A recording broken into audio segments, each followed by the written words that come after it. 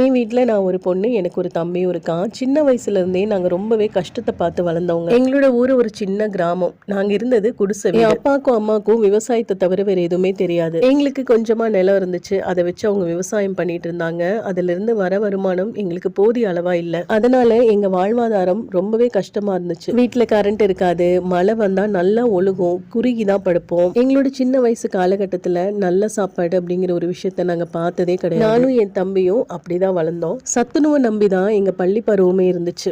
இவ்வளோ கஷ்டத்துலயும் இவ்வளோ ஒரு சூழ்நிலையிலும் எங்க படிப்பை மட்டும் நாங்க விடவே இல்லை. விளக்கு வெளிச்சத்துல கூட அவ்வளோ நல்லா படிப்போம் நானும் என் தம்பியும். அது என்னவோ தெரியல, அவ்வளோ கஷ்டமான காலகட்டத்திலையும் எங்களால படிப்பை விடவே முடியல. நல்லா படிப்போம் நாங்க 2 பேருமே. என் கூட படிக்கிற ஃப்ரெண்ட்ஸா இருந்தாலும் சரி, என் தம்பி கூட படிக்கிற ஃப்ரெண்ட்ஸா இருந்தாலும் சரி, அவங்க எல்லாமே ரொம்ப வசதியானவங்க. ஆனாலும் எங்களுக்கு தவறான எண்ணங்களோ சிந்தனைகளோ வரவே இல்லை. நல்லா படிக்கணும் அப்படிங்கிற எண்ணங்கள் மட்டும் இருந்துட்டே இருந்துச்சு. அது என்ன